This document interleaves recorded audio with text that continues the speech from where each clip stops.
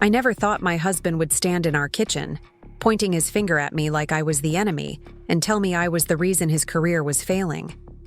But there I was, 32 years old, 5 years married, and suddenly being blamed for every missed promotion and overlooked opportunity in Mike's professional life. When he said those words that changed everything between us, "Jess, you're holding me back, and I can't do this anymore," something inside me both broke apart and crystallized all at once. What I didn't know was that his accusation would become the catalyst for discovering who I really was beneath years of trying to be the perfect, supportive wife. And what happened next would prove that sometimes the person trying to clip your wings is actually setting you free to soar higher than you ever imagined possible. Before we jump back in, tell us where you're tuning in from, and if this story touches you, make sure you're subscribed, because tomorrow, I've saved something extra special for you. The argument started over something ridiculously small, as most life-changing fights do. I had suggested we spend Saturday morning at the farmer's market instead of Mike attending another optional work networking breakfast. It was October in Phoenix, finally cool enough to enjoy being outside, and I thought it might be nice to do something together for once. We hadn't had a real conversation in weeks that wasn't about his work schedule or my supposed lack of understanding about his career ambitions. Mike had been working at Southwest Pharmaceutical Solutions for 3 years, climbing his way up from account representative to senior sales director. The company was expanding into new territories, and there was talk of a regional manager position opening up. Mike wanted it desperately, and for the past 6 months, every conversation, every decision, every weekend plan had revolved around positioning himself for that promotion. I'm Jessica Martinez, though everyone calls me Jess, and I work as a marketing coordinator at Phoenix Digital Marketing, a mid-sized agency downtown. It's not glamorous work, but I'm good at it. I handle social media campaigns for local businesses, coordinate promotional events, and manage client relationships. The pay is decent, the hours are reasonable, and I genuinely enjoy the creative problem-solving aspects of marketing. Or at least I used to, before Mike started treating my job like it was a hobby rather than a career. The morning of our fight, I was standing in our kitchen making coffee, wearing my favorite weekend clothes, a soft gray sweater and jeans, feeling optimistic about having a relaxed Saturday together. Our house in Scottsdale is beautiful, with an open floor plan and large windows that let in the Arizona sunshine. We'd bought it 2 years ago, stretching our budget because Mike insisted we needed to live in the right neighborhood for his professional image. I'd loved it initially, but lately it felt more like a stage set than a home. Mike came downstairs already dressed in his business casual uniform, khakis and a button-down shirt, checking his phone with that familiar furrow between his eyebrows that appeared whenever work was on his mind, which was constantly. His dark hair was perfectly styled even though it was barely 8 in the morning, and he had that determined expression that meant he'd already planned his entire day without consulting me. "The farmer's market sounds nice," he said absently, pouring coffee into his travel mug. "But I really should go to this breakfast thing. Harrison from corporate will be there, and you know how important it is for me to stay visible with the decision makers." I felt the familiar flutter of disappointment in my chest, but I tried to keep my voice light. "You've been to 3 networking events this month already. Maybe we could just have one morning together," I suggested, leaning against the granite, counter that Mike had insisted we upgrade last year. That's when his expression shifted, and I saw something in his eyes I hadn't seen before. Not just distraction or work focus, but something that looked almost like resentment. "Jess, do you not understand what's at stake here?" he said, setting down his mug with more force than necessary. "This promotion could change everything for us. It's $60,000 more a year, plus equity options, plus the kind of visibility that leads to even bigger opportunities." "I understand that," I replied, confused by his tone. "I've been nothing but supportive of your career goals. I just thought maybe one Saturday morning wouldn't make or break your chances with Harrison." Mike ran his hand through his hair, disturbing the careful styling, and I realized he was more frustrated than I'd initially recognized. "That's exactly the problem," he said, his voice rising slightly. "You think it's just one morning, just one event, just one networking opportunity. You don't see the bigger picture because you're comfortable with mediocrity." The word hit me like a physical blow. Mediocrity. I stared at him, trying to process what he'd just said. "What do you mean by that?" I asked quietly. "Your job? Jess, your attitude toward advancement, your complete lack of ambition." Mike was pacing now, gesturing with his hands the way he did during work presentations. "I'm trying to build something significant, and you're content to stay exactly where you are, doing the same tasks day after day, never pushing for more responsibility or higher pay or better opportunities." I felt something cold settling in my stomach. "I like my job," I said carefully. "I'm good at what I do, and I find it fulfilling. Not everyone needs to be climbing corporate ladders constantly." "And that's the problem." Mike's voice was fully raised now, echoing off our kitchen walls. "This space would be entirely mine, decorated according to my taste, organized around my schedule and priorities. There would be no one to consult about paint colors or furniture arrangements, no need to consider how my choices might reflect on someone else's professional image." The freedom was both exhilarating and terrifying. My move-in date was scheduled for mid-January, which meant I had several weeks to prepare for the transition while finishing up the divorce proceedings and house sale. I spent those weeks going through belongings I'd accumulated over 5 years of marriage, deciding what to keep, what to donate, and what to leave behind. The process was unexpectedly emotional, not because the objects themselves were particularly meaningful, but because sorting through them forced me to confront how little of our shared life had actually reflected my individual personality. Most of the books were Mike's business and self-improvement titles. Most of the kitchen equipment was oriented toward entertaining rather than daily cooking. Most of the decorative objects had been chosen for their appropriateness to our desired image rather than personal attachment. I found myself donating boxes of items that had once seemed essential, but now felt like props from a play I was no longer performing in. The few things I kept were revealing in their simplicity. My photography equipment from college, stored in a closet and barely used for years. A set of pottery bowls I'd made in a weekend class, too irregular and handmade for Mike's aesthetic. Preferences, but deeply satisfying to me. Books about travel and art that I'd accumulated but never had time to read. Clothes that I loved but had stopped wearing because they didn't fit the professional wife image I'd been cultivating. Looking at the small pile of possessions that actually represented my authentic preferences, I realized how much of myself I'd packed away over the years, literally and figuratively. The upcoming move wasn't just about changing addresses, it was about unpacking parts of my identity that had been stored away for so long I'd almost forgotten they existed. The week before Christmas, I received an unexpected call from Rachel Thompson, a woman I'd worked with briefly 2 years earlier, when our companies had collaborated on a marketing campaign for a local arts festival. Rachel owned a small creative agency called Creative Collective, and we'd developed a good working relationship during the project, but had lost touch afterward except for occasional social media interactions. "Jess, I hope you don't mind me calling out of the blue," Rachel said when I answered my phone during lunch break at work. "I heard through the marketing community grapevine that you're going through some life changes, and I wanted to reach out." I wasn't sure how I felt about my personal situation being discussed in professional circles, but Rachel's tone was warm and genuinely concerned rather than gossipy. "News travels fast in Phoenix marketing," I replied carefully. "It does, and I hope I'm not overstepping," Rachel continued.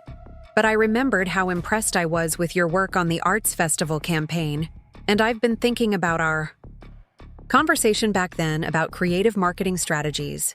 I'm calling because Creative Collective is expanding, and I'm looking for someone with your skills and perspective to head up our community engagement projects." The offer was so unexpected that I was momentarily speechless. During our collaboration, 2 years earlier, Rachel and I had discussed some innovative approaches to community-based marketing that had been well outside the scope of what my current company typically pursued. I'd enjoyed those conversations immensely, but they'd remained theoretical exercises rather than practical applications. "I'm not sure I understand what you're proposing," I said honestly. "I'd like you to consider joining Creative Collective as our community engagement director," Rachel explained. "It would be a new position, focused on developing marketing strategies that genuinely serve local organizations and causes, rather than just extracting value from communities. The salary would be comparable to what you're making now, but with much more creative freedom and the opportunity to build something meaningful from the ground up." The timing was almost too perfect to believe. Here I was, preparing to start over professionally and personally, and someone was offering me exactly the kind of work I'd dreamed about, but never thought was practically achievable. "Can I ask why you thought of me for this?" I asked. "Because during our project together, you were the only marketing professional I worked with who seemed genuinely interested in how our campaigns could benefit the community rather than just generate metrics," Rachel replied. "You asked questions about long-term impact and relationship building that most people in our field never consider. I've been looking for someone who shares that perspective for months." Preparing and narrating this story took us a lot of time, so if you are enjoying it, subscribe to our channel. It means a lot to us. Now back to the story. To meet for coffee the following week to discuss the opportunity in more detail. After hanging up, I sat in my office cubicle, staring at my computer screen but not seeing the marketing campaign I'd been working on. For the first time since Mike had accused me of lacking ambition, I felt a flutter of genuine professional excitement. The position Rachel was describing sounded like work that would challenge me intellectually while aligning with values I'd rarely been able to express in my current job. Community engagement, creative strategy development, building long-term relationships rather than just generating short-term results. These were aspects of marketing that had always interested me, but that I'd never had the opportunity to pursue seriously. I realized that Mike had been wrong about my lack of ambition. I wasn't unambitious. I'd just been channeling my ambitions in directions that served his goals rather than exploring what might serve my own sense of purpose and fulfillment. The difference between supporting someone else's vision of success and developing your own turned out to be enormous. That evening, I called Amanda to tell her about Rachel's offer. "That sounds amazing," she said immediately. "Way more exciting than what you're doing now. Are you going to take it?" "I don't know," I admitted. "It feels almost too good to be true. Like maybe I'm just desperate enough to imagine opportunities that aren't really there." "Or maybe," Amanda suggested, "you're finally in a position to recognize opportunities that were always there, but that you couldn't see when you were focused on being supportive of Mike's career instead of building your own." Her observation resonated deeply. How many chances had I missed over the years because I'd been so focused on maintaining stability and supporting Mike's advancement that I hadn't been open to possibilities that might have required some risk or disruption to our established routine? The more I thought about Rachel's offer, the more it seemed like exactly the kind of professional challenge I'd been craving without realizing it. Working with community organizations, developing creative strategies that served broader purposes than just profit generation, building a new program from the ground up. These were responsibilities that would require all of my existing skills while pushing me to develop new ones. But accepting the position would also mean embracing uncertainty and change at a time when my personal life was already in complete upheaval. It would mean starting a new job while navigating a divorce, moving to a new apartment while learning completely new professional responsibilities. The practical risks were significant, and the timing was far from ideal. On the other hand, staying in my current position felt like choosing safety over growth, comfort over possibility. I'd spent 5 years making decisions based on what felt secure and supportive of existing plans. Maybe it was time to make a decision based on what felt exciting and aligned with my authentic interests. even if it involved more risk than I would normally accept. The night before my meeting with Rachel, I sat in my soon-to-be former house, surrounded by boxes of possessions I was preparing to move, and tried to imagine two different versions of my future. In one version, I stayed at Phoenix Digital Marketing, maintaining professional stability while rebuilding my personal life, slowly and carefully. It was a sensible choice that minimized risk and allowed me to focus on emotional recovery from my divorce. In the other version, I took Rachel's offer and threw myself into building something new professionally, while simultaneously starting over personally. It was a less prudent choice that involved considerable uncertainty, but also the possibility of creating a life that was more authentically aligned with my values and interests than anything I'd had before. Sitting there in the quiet house, surrounded by the remnants of a life that had been built around someone else's dreams, I realized that prudence and safety had gotten me into this situation in the first place. 5 years of careful, supportive, risk-averse choices had led to a marriage where my own identity had been gradually erased in favor of being the perfect complement to someone else's ambitions. Maybe it was time to choose possibility over security, even if it meant accepting more uncertainty than felt comfortable.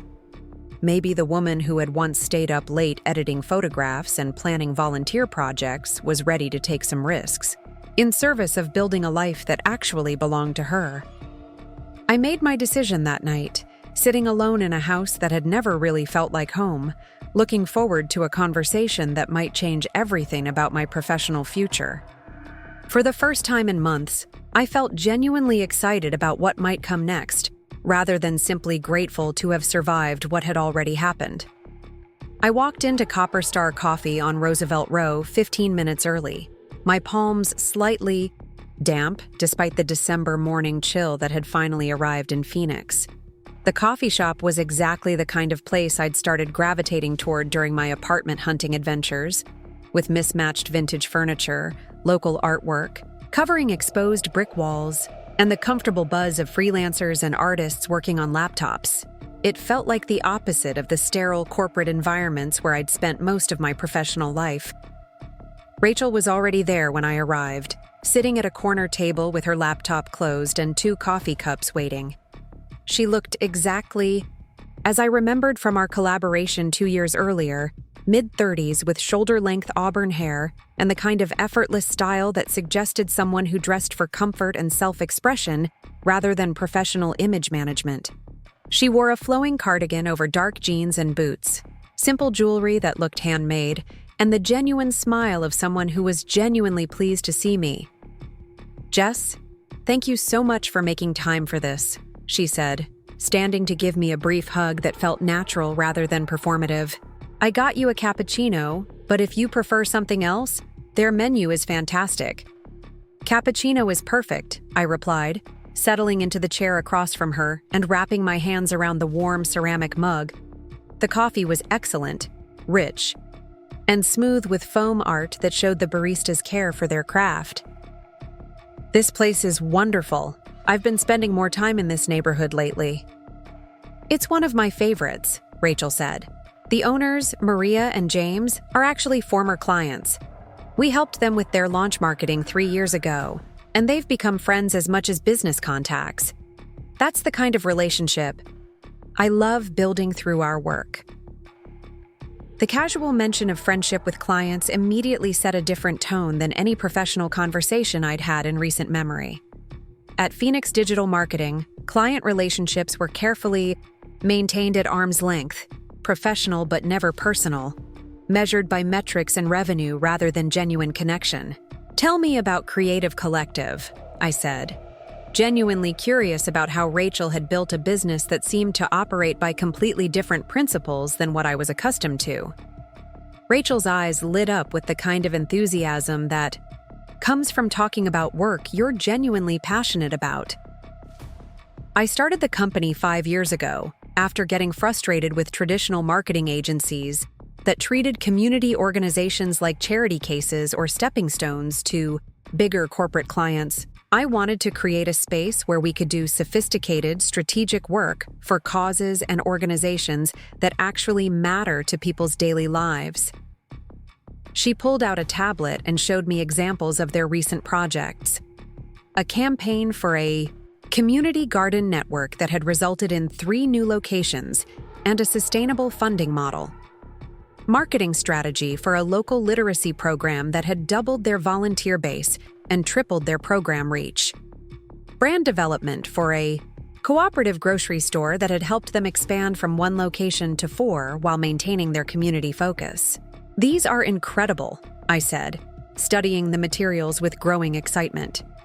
Each project showed creative thinking and strategic depth, but also genuine care for the organization's missions and communities they served.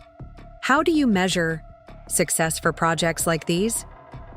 That's exactly the question I was hoping you'd ask, Rachel replied with a grin. Most agencies measure success through traditional metrics, website traffic, social media engagement, lead generation. Those things matter, but they're not the whole story when you're working with community organizations. We track relationship, building, community participation, long-term sustainability, mission alignment. It's more complex but much more meaningful. I felt something stirring in my chest that I hadn't experienced in years, a combination of intellectual excitement and emotional recognition. This was the kind of work I'd dreamed about during late-night conversations in college. The intersection of strategic thinking and social impact that I'd always believed was possible but had never seen implemented professionally. The position I have in mind, Rachel continued, would involve developing these kinds of comprehensive strategies for community engagement. You'd be working directly with organizations to understand their goals, their challenges, and their communities, then creating marketing approaches that serve everyone involved rather than just extracting value. What would that look like day to day? I asked, trying to contain my growing enthusiasm enough to ask practical questions. A typical week might include site visits to community organizations, strategy sessions with our creative team, collaborative planning meetings with clients, project management for ongoing campaigns, and community event participation. You'd have significant autonomy to develop your own approaches and build relationships in whatever way feels most authentic to you. The contrast with my current job was stark. Instead of managing campaigns from a cubicle based on demographic data and market research, I'd be working directly with people and organizations, building strategies based on actual relationships and community needs. Instead of measuring success through abstract metrics, I'd be seeing tangible impact on real people's lives. I have to ask, I said, why me? I mean, I'm flattered and excited, but this seems like such a specific vision. When was the last time you talked about work with this kind of excitement? When was the last time you described a professional opportunity that seemed to align with who you actually are, rather than who you think you should be? Her questions hit something deep and true. I couldn't remember feeling genuinely excited about my career prospects since college, before I'd started making choices based on stability and security, rather than passion and purpose. The work Rachel was describing sounded challenging and uncertain, but it also sounded like something I could pour my heart into without reservation. Over the following week, I found myself researching Creative Collective's previous projects, reading about community-based marketing strategies, imagining how I might approach the challenges Rachel had described. The mental exercise was energizing in a way that my current work hadn't been for years. Instead of dreading Monday mornings, I started looking forward to the possibility of work that felt meaningful and aligned with my values. I also started paying more attention to the community organizations and local businesses around Phoenix, noticing marketing approaches that worked well and others that seemed to miss opportunities for genuine engagement. Walking through Roosevelt Row during my apartment search, I found myself having imaginary conversations with gallery owners and restaurant managers about how their promotional strategies might better serve their communities while achieving their business goals. The intellectual engagement felt like waking up after years of sleepwalking through professional responsibilities.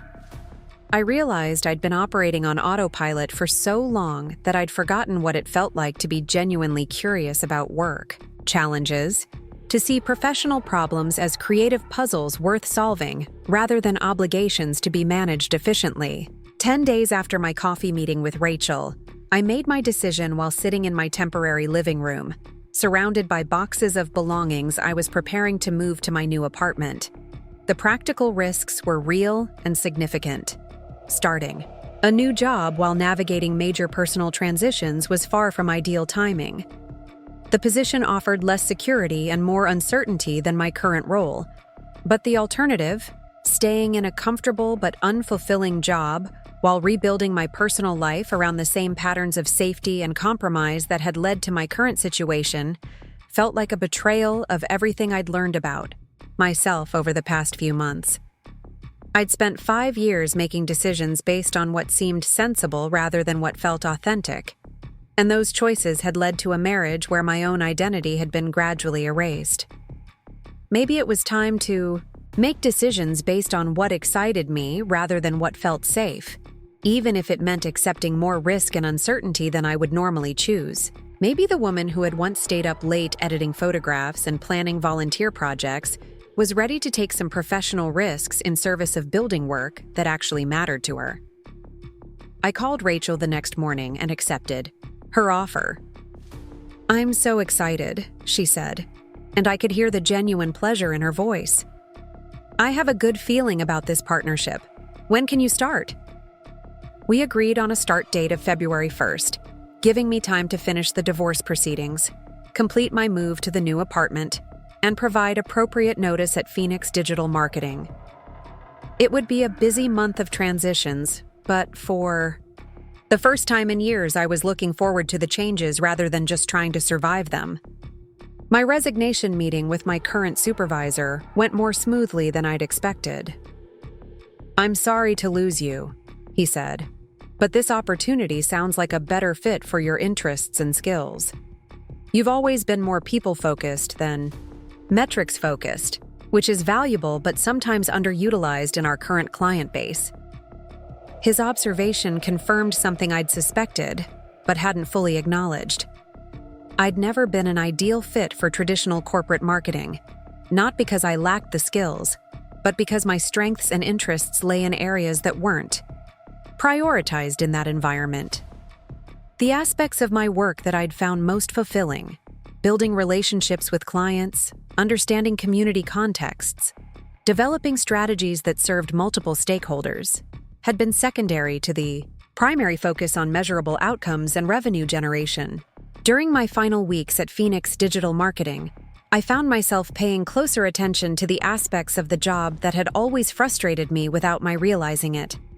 The emphasis on short-term results over long-term relationship building. The treatment of client communities as target markets rather than partners in mutual success. The focus on extracting value rather than creating shared benefit. These weren't necessarily wrong approaches, but they weren't aligned with my values or natural working style. I also started preparing for my new role by researching community engagement strategies, reading about cooperative business models, and reaching out to contacts in Phoenix's nonprofit sector. The preparation felt more like exploration and discovery than work, engaging parts of my brain that had been dormant for years. 3 weeks into January, I moved into my new apartment in Roosevelt Row. The space was smaller than the house I'd shared with Mike, but it felt more spacious somehow, uncluttered by compromises and accommodations that had never quite fit my personal style. I painted the bedroom walls a soft sage green that I'd always loved, but had never been able to use in our carefully coordinated house. I arranged my books by subject rather than aesthetic appeal, set up a desk by the large windows where natural light would support the photography projects I was planning to resume, and hung artwork that reflected my own taste rather than anyone else's vision of sophisticated home decor. Living alone for the first time since college was an adjustment, but not as lonely as I'd expected. The neighborhood was alive with activity, street art and live music and community events that made solitude feel like a choice rather than isolation. I started taking evening walks after dinner, getting to know the rhythms of my new environment, and imagining how I might contribute to the community energy that drew me to the area. 2 days before starting at Creative Collective, I attended a community meeting about local business development, partly out of professional curiosity and partly to begin building connections in my new neighborhood. The meeting was held in a restored warehouse that served as a community center, with folding chairs arranged in a large circle and coffee and pastries provided by local vendors. About 30 people attended, a mix of business owners, residents, and community organizers discussing challenges and opportunities for supporting local economic development while maintaining the neighborhood's character and affordability. The conversation was passionate and sometimes contentious, but always respectful, with genuine concern for balancing growth with community values. Listening to the discussion, I found myself taking notes not just about the issues being raised, but about the communication dynamics, the different perspectives being represented, and the underlying concerns that weren't being directly articulated. Several times, I had ideas about how marketing and strategic communication might help address some of the challenges being discussed, but I held back from contributing since I was new to the community and still learning the context. After the meeting, a woman about my age approached me during the informal socializing that followed. "I haven't seen you at these meetings before," she said with a friendly smile. "I'm Emma Rodriguez. I run the youth arts program at the community center." "Jess Martinez," I replied, shaking her hand. "I just moved to the neighborhood a few weeks ago. This is my first community meeting, but definitely not my last." The conversation was fascinating. It always is," Emma said with a laugh. "Sometimes frustrating, occasionally inspiring, never boring. What brings you to Roosevelt Row?" I found myself explaining my recent life changes more openly than I'd expected, perhaps because Emma had the kind of warm, non-judgmental presence that invited honesty. I told her about the divorce, the career change, the decision to start over in a neighborhood that felt more aligned with my values than anywhere I'd lived before. "That takes courage," Emma said when I finished. "Big changes are scary, but they're also where the most interesting growth happens." I moved here 5 years ago after leaving a corporate job in San Diego, and it was the best decision I ever made. We talked for another 20 minutes about her transition from corporate life to community work, her experience building the youth arts program from a small pilot project to a thriving community resource, and her observations about what made Roosevelt Row a special place to live and work. "You should come to our next volunteer orientation," Emma suggested, as the community center began emptying out. "We're always looking for people with marketing skills to help with outreach and program development. Plus, it's a great way to get connected with the community quickly." I accepted her invitation gladly, recognizing an opportunity to begin building the kind of authentic community connections that would be essential for my new professional role. More than that, I was genuinely interested in contributing to the youth arts program and curious about how my skills might support their work. Walking home from the community meeting, I felt a sense of anticipation about my new job that was entirely different from the anxiety I'd expected. Instead of worrying about whether I was qualified for the challenges ahead, I found myself excited about the opportunity to apply my skills in service of work that felt meaningful and aligned with my values. The next morning, I woke up early and took a long walk through my new neighborhood before heading to Creative Collective for my first day. The January air was crisp and clear, perfect weather for new beginnings. Roosevelt Row was already alive with activity, coffee shops opening their doors, artists setting up sidewalk displays, community members heading to work or school with the easy familiarity of people who belonged to a place they genuinely cared about. Standing outside the converted warehouse that housed Creative Collective, looking up at the building that would be my new professional home, I felt something I hadn't experienced in years. Genuine excitement about going to work. Not just relief at having employment or satisfaction at professional competence, but actual enthusiasm for the challenges and opportunities that awaited me inside. For the first time since Mike had accused me of lacking ambition, I was about to begin work that felt like an authentic expression of my skills, values, and interests, rather than a compromise between what I wanted and what seemed practical. It was a risk, certainly, but it was also a chance to discover what I might be capable of when I was working in alignment with who I actually was, rather than who I thought I should be. I took a deep breath of the desert morning air, straightened my shoulders, and walked into my new professional life with confidence I'd almost forgotten I possessed. My first major project at Creative Collective came in March, when Rachel assigned me to work with the Phoenix Community Garden Alliance on their spring expansion campaign. The Alliance was a network of 12 neighborhood gardens throughout the city, run entirely by volunteers and serving communities that often lacked access to fresh, affordable produce. Their challenge was both simple and complex. They had funding to establish 3 new garden sites, but needed to build community support and volunteer commitment before breaking ground. The project was everything I'd hoped for when accepting Rachel's offer, and more challenging than I'd anticipated. Traditional marketing approaches focused on demographic targeting and message optimization felt completely inadequate when the goal was fostering genuine community ownership and long-term volunteer engagement. I needed to understand not just what would attract people's attention, but what would inspire them to invest their time and energy in creating something meaningful for their neighborhoods. I spent my first week on the project visiting existing garden sites, talking with volunteer coordinators, participating in weekend workdays, and observing how different communities had developed their own unique approaches to collaborative growing. At the Garfield Neighborhood Garden, a primarily Latino community had created elaborate Day of the Dead altars among the winter vegetables, integrating cultural celebration with agricultural cycles.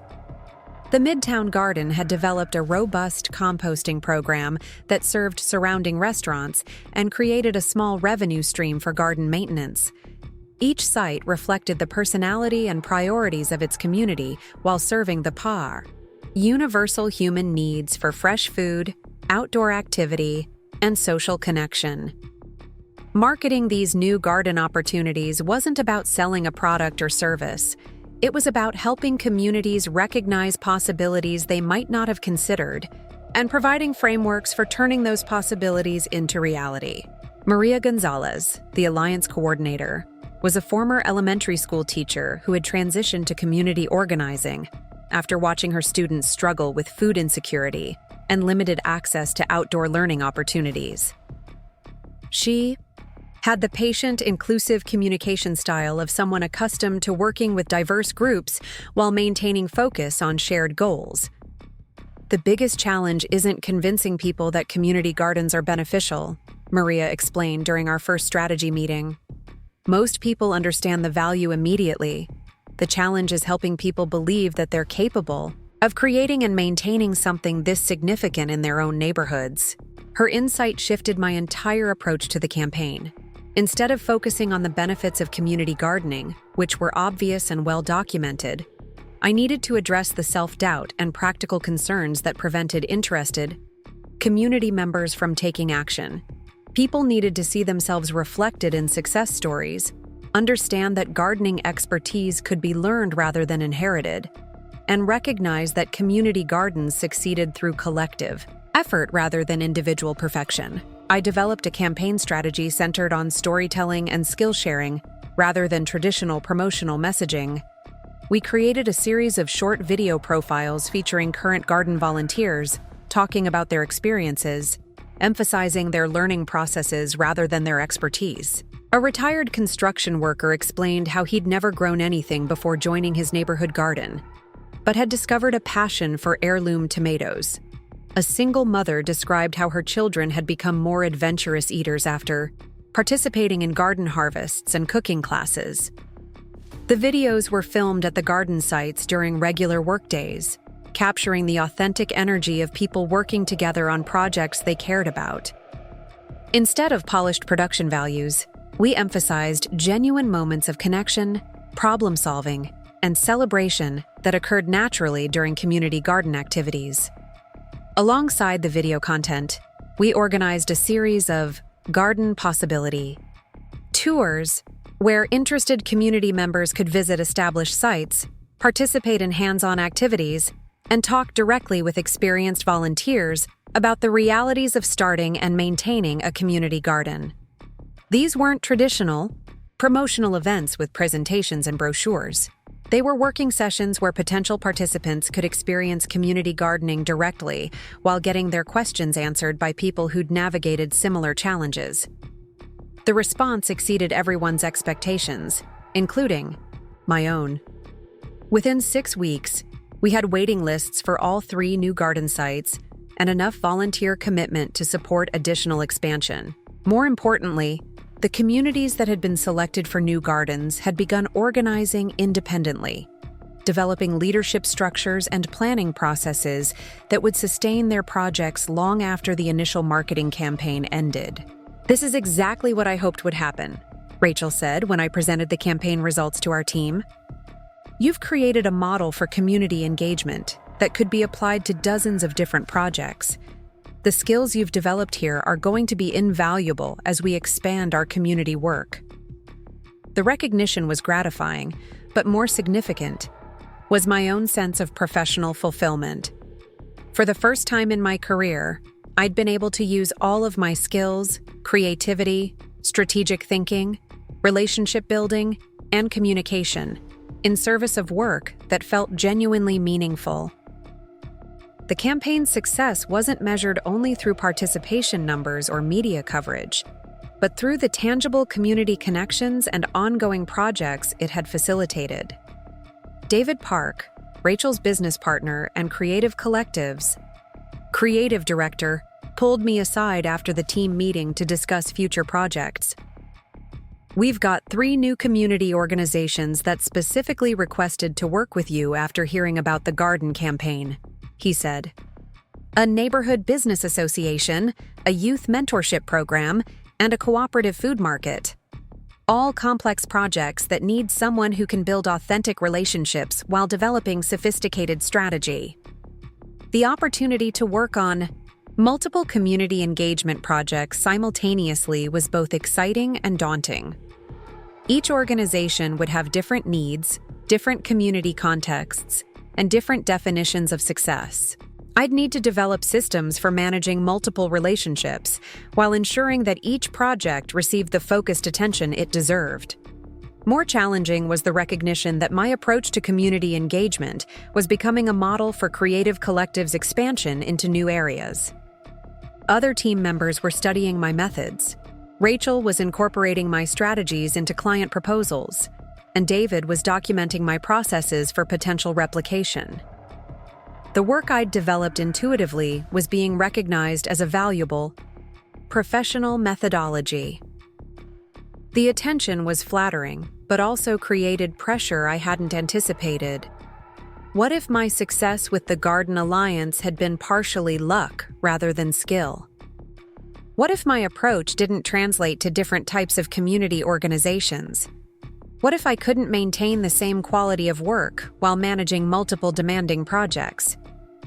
These concerns were swirling in my mind when I received an unexpected phone call from Mike in early April. We hadn't spoken directly since the divorce was finalized in February, communicating only through our attorneys about final asset divisions and paperwork. Seeing his name on my phone screen triggered a complex mix of emotions I thought I'd moved beyond.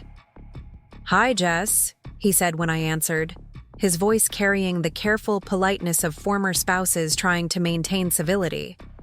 "I hope I'm not interrupting. Anything important? I wanted to call and congratulate you on your new job.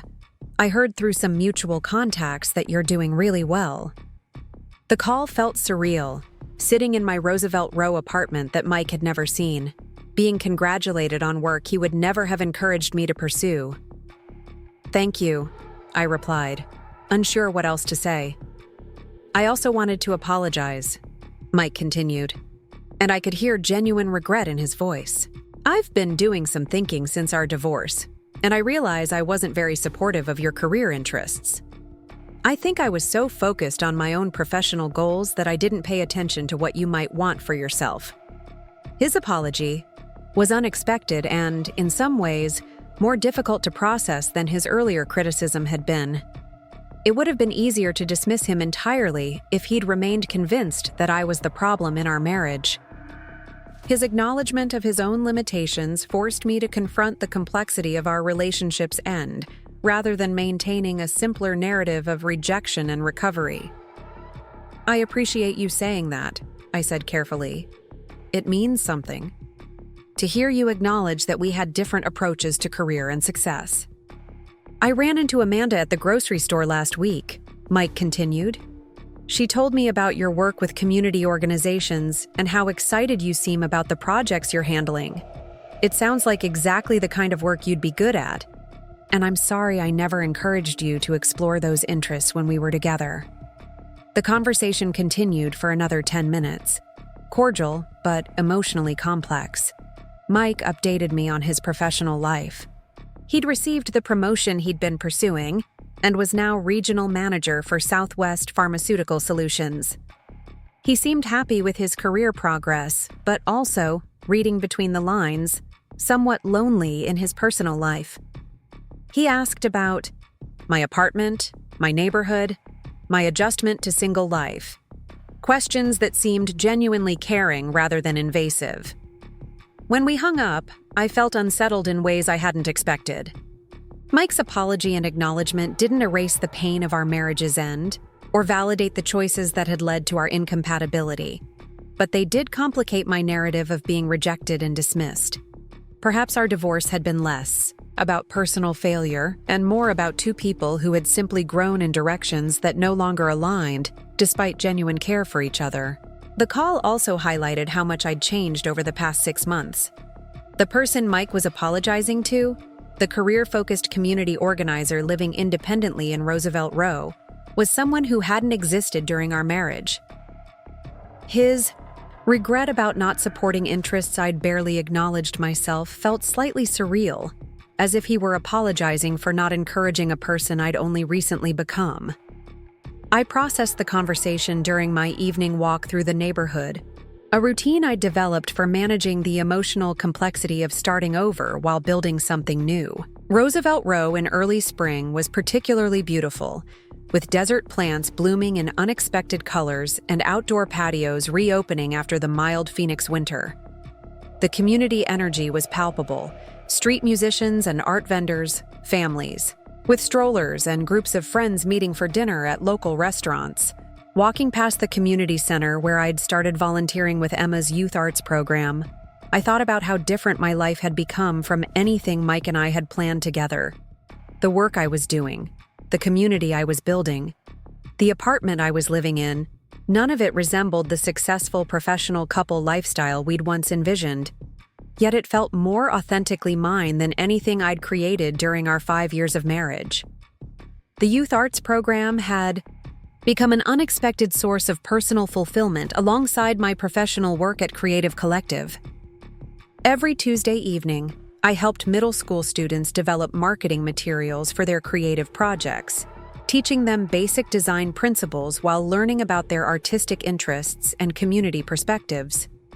The kids were insightful, creative, and refreshingly direct in their feedback about what kinds of promotional approaches felt authentic versus manipulative. Working with the youth program had also deepened my understanding of community dynamics in ways that improved my professional work. The students came from throughout Phoenix, representing different neighborhoods, cultural backgrounds, and economic circumstances. Their conversations about their communities provided insights into local challenges and opportunities that I could never have gained through traditional market research. Emma had become a close friend over the months I'd been volunteering, someone who understood both the rewards and challenges of community-based work. She'd been through her own career transition several years earlier, leaving a corporate marketing position in San Diego to develop community arts programming in Phoenix. Her perspective on navigating professional change while building authentic community connections had been invaluable during my own adjustment period. "How did you know you'd made the right choice?" I asked her one evening after our volunteer session, as we cleaned up art supplies and discussed the students' progress on their current projects. I didn't know for certain until about a year after I'd made the change, Emma replied thoughtfully. The work was fulfilling from the beginning, but it took time to build the relationships and develop the skills that made me confident I could sustain this kind of career long term. Community work requires different muscles than corporate work, and it takes time to strengthen those muscles. Her observation resonated with my own experience. The work at Creative Collective was energizing and meaningful, but it also required emotional and creative stamina I was still developing. Building authentic relationships with community partners, managing the uncertainty that came with developing new approaches, and maintaining optimism in the face of systemic challenges that couldn't be solved through any single marketing campaign. All of these demanded more of me than traditional marketing work had required. But the demands felt sustainable because they were aligned with my values and interests rather than conflicting with them. Instead of compartmentalizing different aspects of myself for different contexts, I could bring my whole self to work that utilized my strategic thinking, creative problem solving, relationship building, and community engagement interests simultaneously. In May, Creative Collective was invited to present our community engagement approach at the Southwest Marketing and Communications Conference in Tucson. Rachel asked me to co-present with her, sharing the Garden Alliance campaign as a case study in community-centered marketing strategy. The opportunity was both exciting and intimidating. I'd never presented at a professional conference, and our approach was significantly different from the corporate-focused methodologies that dominated industry events. Preparing the presentation forced me to articulate the theoretical foundations, underlying the practical work I'd been doing intuitively. Community engagement marketing required understanding communities as partners rather than targets, measuring success through relationship building and capacity development rather than just participation metrics, and developing strategies that served community needs while achieving organizational goals. The presentation itself went better than I'd hoped. The audience was engaged and asked thoughtful questions about implementation challenges, measurement strategies, and scalability issues. Several attendees approached us afterward to discuss potential collaborations or to learn more about our approach. One conversation was particularly significant. Dr. Sarah Chen, a professor at Arizona State University's marketing program, expressing interest in developing a case study based on our work for use in her graduate courses. What you're describing represents a significant evolution in community engagement theory, Dr. Chen explained. Most academic literature treats community marketing as a subset of social marketing or corporate social responsibility. Your approach suggests a more fundamental reimagining of the relationship between organizations and the communities they serve. The academic recognition was validating, but more important was the realization that the work I'd been doing was contributing to broader conversations about marketing ethics and community development. The skills I'd developed weren't just professionally valuable. They were potentially influential in shaping how other practitioners approached community engagement. The conference presentation marked a turning point in my confidence about the career change I'd made. Standing in front of industry professionals, articulating approaches I'd developed through experiential learning, and receiving recognition for innovative thinking, I felt fully integrated into my new professional identity in ways I hadn't expected to achieve so quickly. The recognition also created new opportunities and challenges. Dr. Chen invited me to guest lecture in her graduate course on community marketing. Two nonprofit organizations from Tucson contacted Creative Collective specifically requesting my involvement in their strategic planning processes. A community development foundation asked me to consult on their grant-making criteria for marketing and outreach support. Rachel was thrilled by the response to our presentation and the business development opportunities it had generated. "You've become our thought leader for community engagement," she said. "I'd like to formalize that role and have you start developing training materials and methodologies that we can use with other team members and potentially offer as consulting services to other agencies." The opportunity to move beyond individual project work into methodology development and training represented another level of professional growth. It would mean transitioning from doing community engagement work to teaching others how to do it. Effectively, a shift that required different skills and carried different responsibilities. I was considering how to respond to Rachel's offer when I received another unexpected communication from my past. This time, it was an email from Patricia Martinez, Mike's mother, someone I hadn't heard from since before the divorce proceedings began. Patricia had never been warm toward me during my marriage to her son, viewing me as insufficiently ambitious and socially connected to support Mike's career advancement properly. The email was brief and carefully worded. Dear Jessica, I heard about your new career direction through mutual friends and wanted to congratulate you on your success. I hope you're doing well in your new circumstances. I also wanted to apologize if I was less than supportive during your marriage to Michael. I realize now that I may have had unrealistic expectations about what kind of wife would best support his professional goals.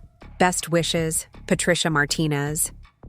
Reading the email in my Roosevelt Row apartment, surrounded by the life I'd built independently, I felt a complex mix of vindication and sadness.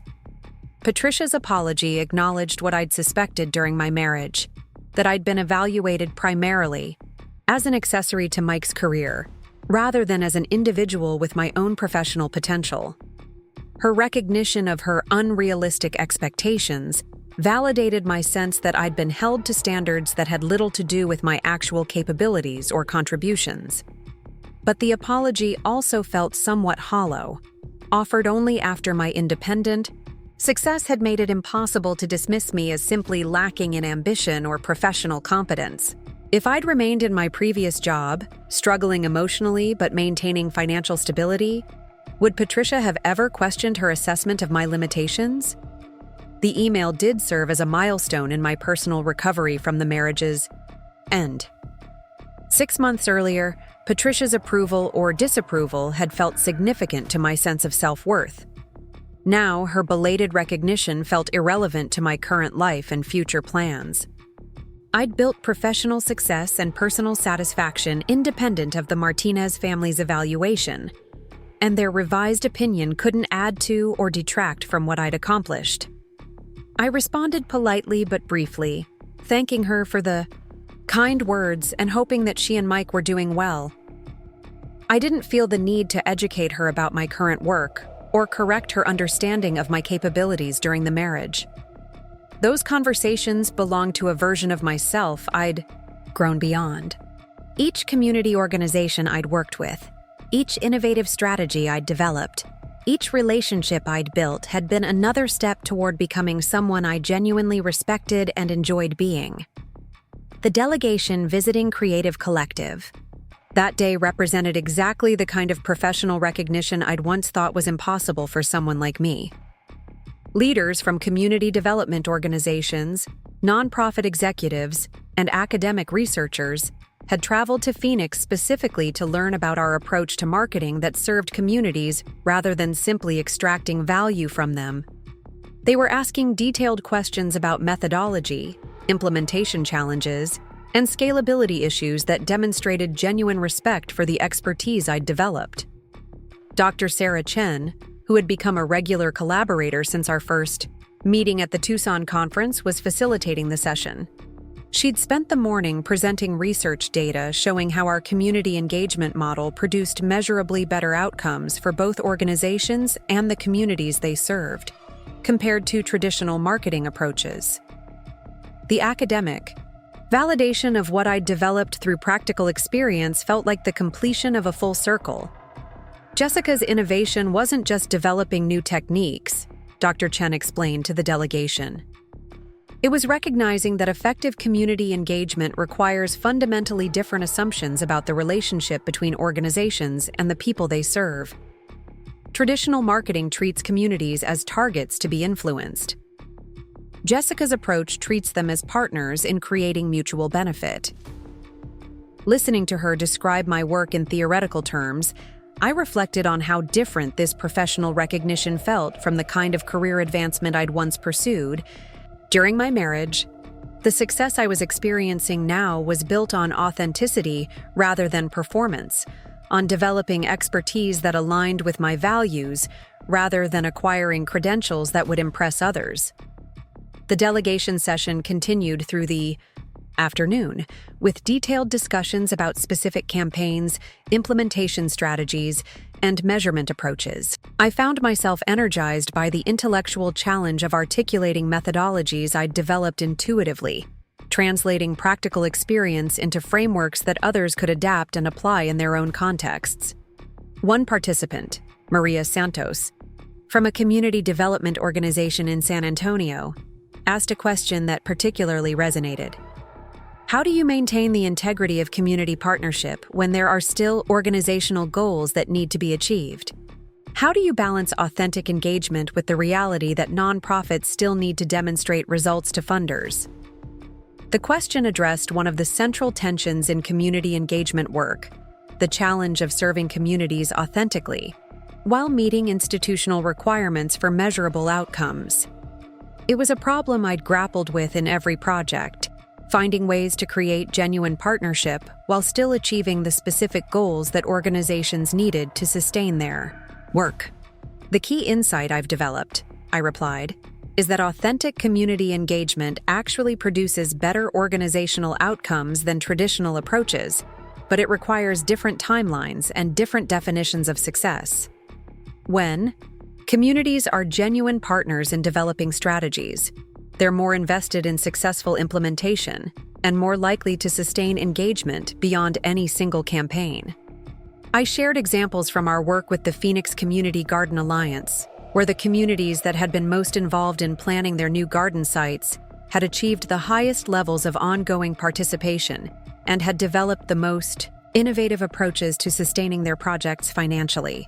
The relationship building that traditional marketing might see as inefficient had actually created more durable and effective outcomes than any top-down promotional strategy could have achieved.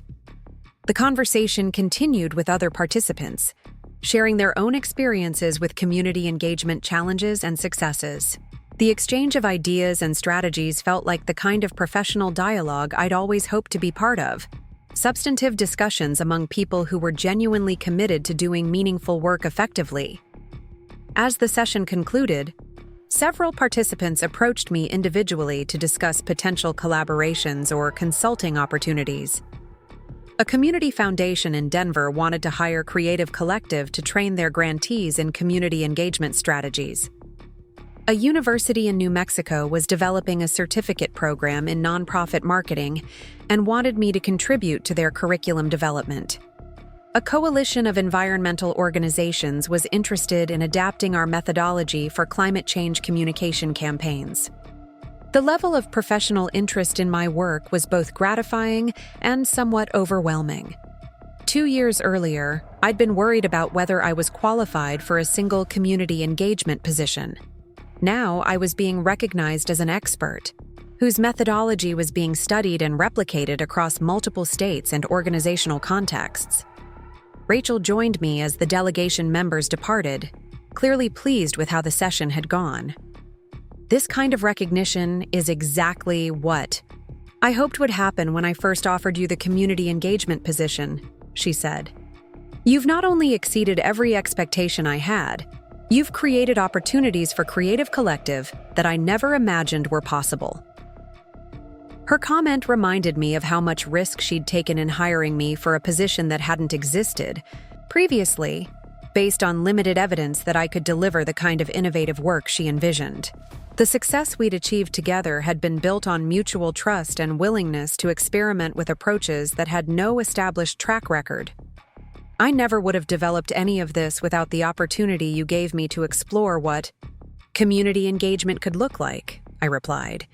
The work we've done together has been as much about discovering what's possible as implementing what we already knew. That evening, after the delegation had departed and the office had returned to its normal rhythm, I found myself staying late to catch up on email and prepare for the next day's client meetings. Working in the quiet building, with Roosevelt Rows, evening energy visible through our large windows, I felt a deep sense of contentment with the professional life I'd built. The work was challenging and demanding, requiring constant learning and adaptation as each community partnership presented unique complexities and opportunities. But the challenges felt meaningful rather than arbitrary, connected to outcomes I cared about rather than metrics that served someone else's priorities. I was responding to an email from the Denver Foundation when my phone rang with a call from Emma Rodriguez. We'd maintained our friendship since my early days volunteering with the youth arts program, and she'd become one of my closest confidants as I navigated the professional and personal transitions of the past 2 years. "I saw the Business Journal article," she said immediately when I answered. "I'm so proud of you, but I'm not surprised. I remember our conversations when you first moved to Roosevelt Row, how you talked about wanting work that felt meaningful, but weren't sure it was possible to make a living doing it." Her observation prompted me to reflect on how naive I'd been about the possibilities for building a career around community engagement. During my marriage, I'd accepted the assumption that meaningful work required financial sacrifice, that you could either do well or do good, but not both. My experience at Creative Collective had proven that assumption false, at least for work that generated genuine value for communities and organizations simultaneously. "The funny thing is," I told Emma, "I make more money now than I ever did in traditional marketing, and I work with organizations and communities I actually care about. It turns out that authentic expertise in something that matters is more valuable than generic competence in something that doesn't." We talked for another 20 minutes about the day's delegation session, upcoming projects I was excited about, and her own work expanding the youth arts program into new neighborhoods. Emma had become a successful grant writer and program developer, building exactly the kind of sustainable community programming that benefited from the marketing strategies I'd learned to develop. Our friendship represented one of the unexpected gifts of the life I'd built after my divorce. During my marriage, my social connections had been primarily couple-based, relationships that depended on Mike's professional network or shared social activities that accommodated both our preferences. As summer arrived in Phoenix, bringing temperatures that made outdoor community events challenging but not impossible, I reflected on the year of changes that had transformed every aspect of my life. The divorce that had initially felt like devastating. Rejection had created space for professional opportunities I never would have pursued while managing the emotional labor of an incompatible marriage. The career change that had seemed risky and potentially foolish had led to work that felt meaningful and sustainable.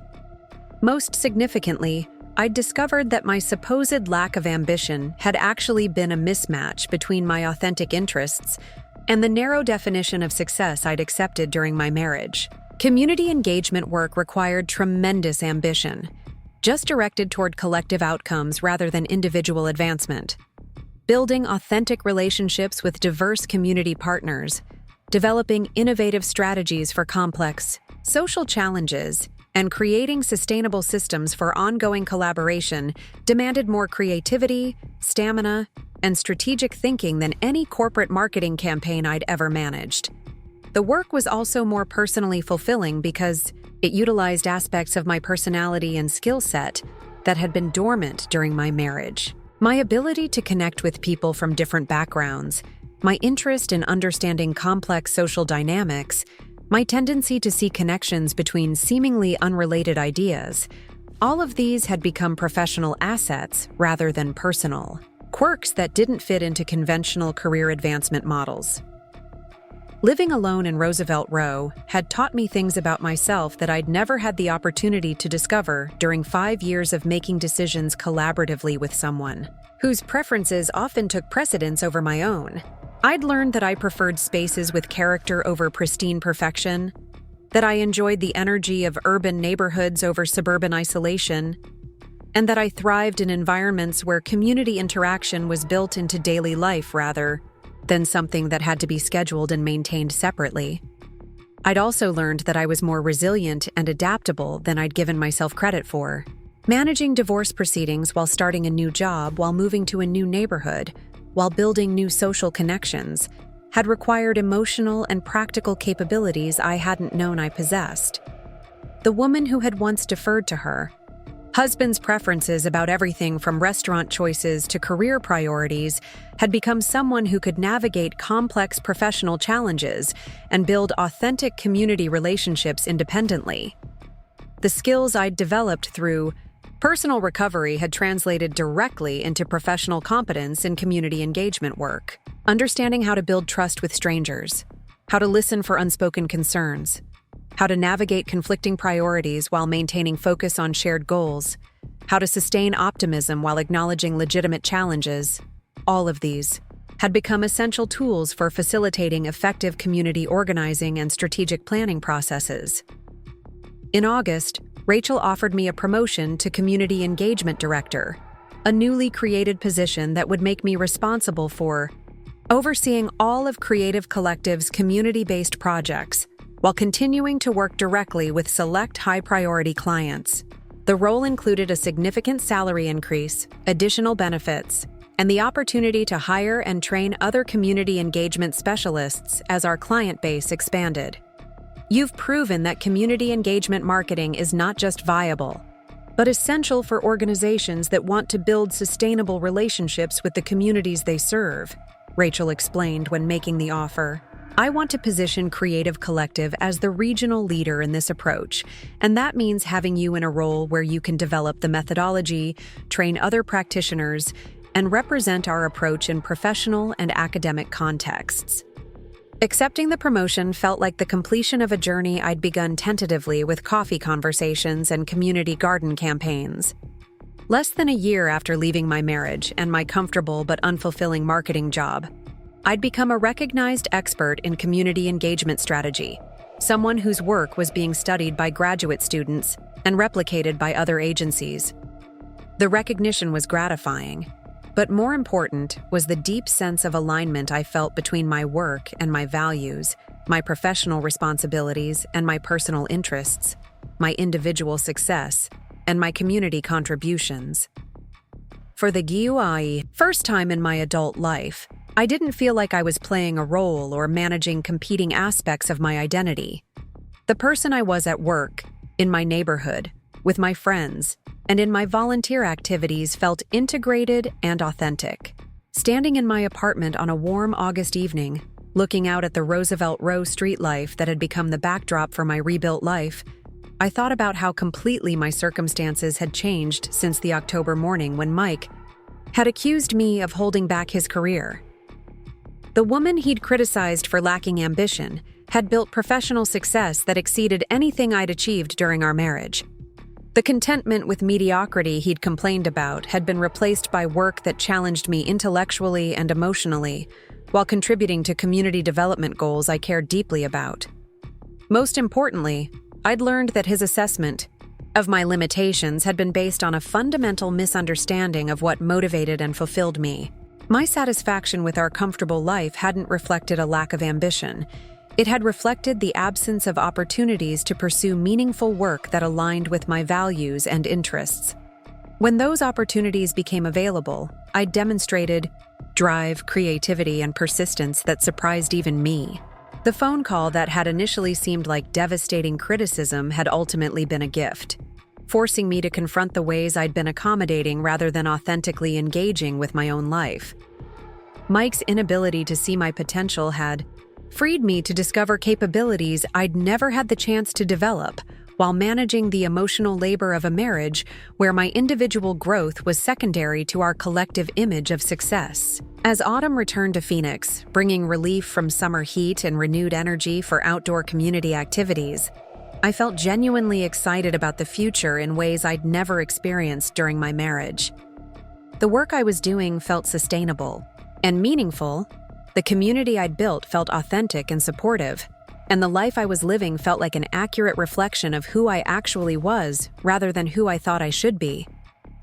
The divorce that had initially seemed like personal failure had become the catalyst for professional and personal growth that wouldn't have been possible within the constraints of my previous life. Sometimes rejection creates space for something far more valuable than what was lost. And sometimes the person trying to hold you back is actually setting you free to discover what you're truly capable of achieving. 2 years after my divorce was finalized, I was standing in the conference room at Creative Collective, presenting our community engagement methodology to a delegation of nonprofit leaders from across the Southwest, when my phone buzzed with a text message that would crystallize just how completely my life had transformed. The message was from Mike, and it read simply, "Saw the article about your promotion in the Phoenix Business Journal. Congratulations. I was wrong about everything." The irony wasn't lost on me. Here I was in the middle of demonstrating the kind of innovative marketing approach that had earned Creative Collective regional recognition, being acknowledged by the man who had once dismissed my professional capabilities as fundamentally inadequate. But what struck me most wasn't the vindication of being proven right. It was how little his acknowledgement mattered to the life I'd built without him. The Business Journal article he'd referenced had been published the previous week, featuring a profile of Creative Collective's expansion and my role in developing what they called the Phoenix model of community-centered marketing. The piece highlighted our work with over 40 local organizations, the methodology I'd developed for authentic community engagement, and the growing national interest in our approach from both practitioners and academic researchers. Reading. The article, when it first appeared, I'd felt proud of the recognition, but also somewhat detached from the version of myself being described. The confident professional who had revolutionized community engagement marketing in the Southwest felt like someone I'd grown into so gradually that I sometimes forgot how different she was from the woman who had sat in her Scottsdale kitchen 2 years earlier, being told she was holding back her husband's career. The transformation hadn't happened overnight, despite how dramatic it might appear from the outside. It had been built through hundreds of small choices to prioritize authenticity over safety, meaningful work over conventional success, and personal growth over comfortable stagnation. Living independently in Roosevelt Row had allowed me to develop friendships based on shared interests and values, rather than social convenience or professional networking. Emma, along with other friends I'd made through community involvement and volunteer work, offered the kind of authentic connection I'd rarely experienced during my marriage. These were people who knew me as I actually was, rather than as half of a couple, who supported my individual growth rather than evaluating how well I fulfilled a predetermined role. After ending my call with Emma, I gathered my things to head home, but paused to look out at Roosevelt Row from our office windows. The neighborhood had changed subtly over the 2 years I'd lived there, with new businesses opening and expanded community programming, but it maintained the creative energy and community focus that had initially attracted me. Walking home through streets that had become completely familiar, I passed the community center where I still volunteered with the youth arts program, the coffee shop where I'd first met with Rachel to discuss the Creative Collective position, and the various galleries and restaurants that had become regular parts of my social and cultural life. The neighborhood felt like an authentic reflection of who I'd become, rather than a compromise between my preferences and someone else's requirements. Living in Roosevelt Row had been part of discovering what kinds of environments supported my authentic self rather than requiring me to adapt to circumstances that didn't quite fit. My apartment, too, had evolved over 2 years into a space that felt genuinely mine. The walls displayed photographs I'd taken during community events and personal travels, artwork from local artists whose work I'd encountered through neighborhood, galleries and books that reflected my actual interests, rather than what seemed appropriate for professional image management. The space was comfortable without being pretentious, creative without being chaotic, personal without being self-indulgent. It represented the kind of environment I'd never been able to create during my marriage, when decorating decisions were collaborative compromises that rarely reflected anyone's authentic preferences.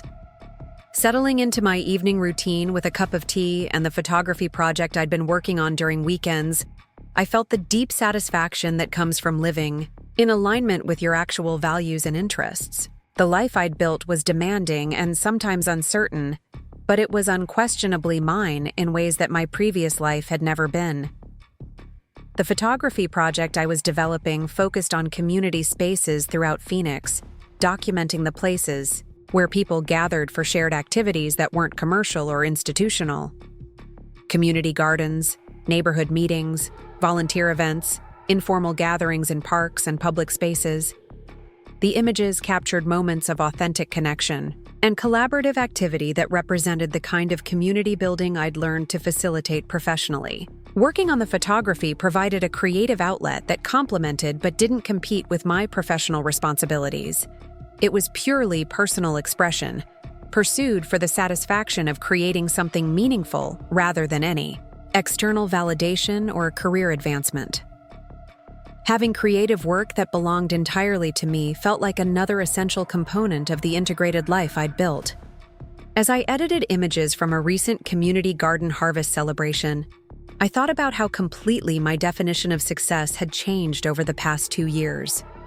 During my marriage, success had been measured through external markers that demonstrated achievement to others, salary levels, professional titles, social status, material acquisitions. The success I was experiencing now was more internal and relational, meaningful work, authentic relationships, creative fulfillment, and the deep satisfaction of contributing to community development in tangible ways. The external recognition I was receiving, the business journal article, the conference presentations, the consulting opportunities, felt like pleasant validation rather than the primary source of professional satisfaction. The work itself, the relationships I was building, the communities I was serving, these provided the sense of purpose and accomplishment that external recognition could acknowledge but not create.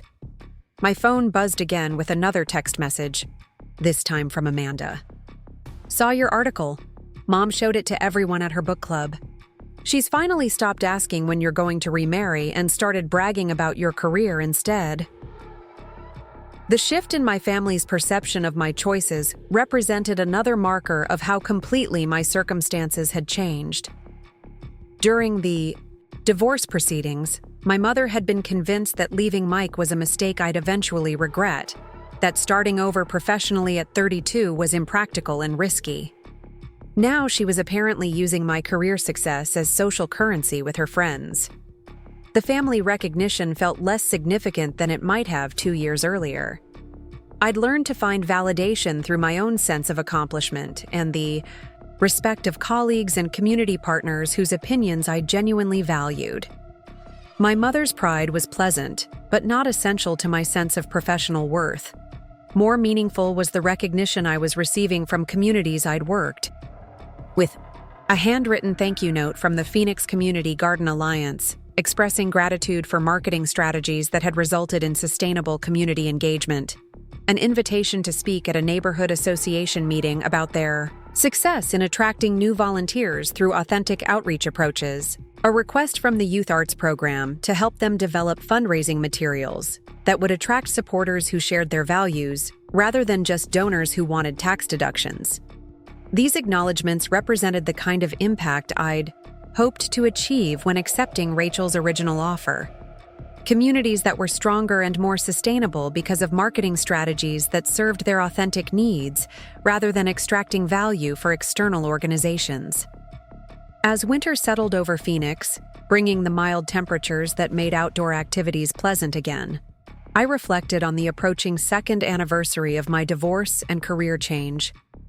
The date that had once seemed like a marker of personal failure now felt like the beginning of the most authentic and fulfilling period of my adult life. The woman who had been criticized for holding back her husband's career had built professional recognition that exceeded anything she'd achieved while supporting someone else's ambitions.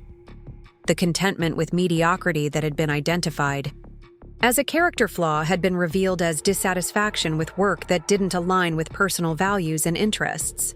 Most importantly, I'd learned that rejection from people who couldn't recognize your authentic value creates space for opportunities to discover what you're actually capable of achieving. Mike's criticism had forced me to confront the ways I'd been accommodating rather than genuinely engaging with my own potential. His inability to see my capabilities had freed me to develop them without the constraints of someone else's limited vision of what I should become. The life I was living now, professionally successful and personally fulfilling, built around meaningful work and authentic relationships, would never have been possible within the marriage I'd lost.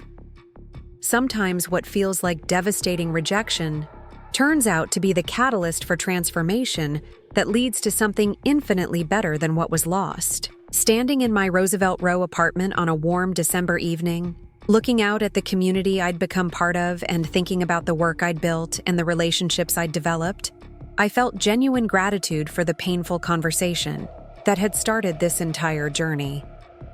Mike's accusation that I was holding him back had ultimately revealed that he was the one holding me back from discovering who I could become when I was free to pursue my authentic interests and develop my actual capabilities.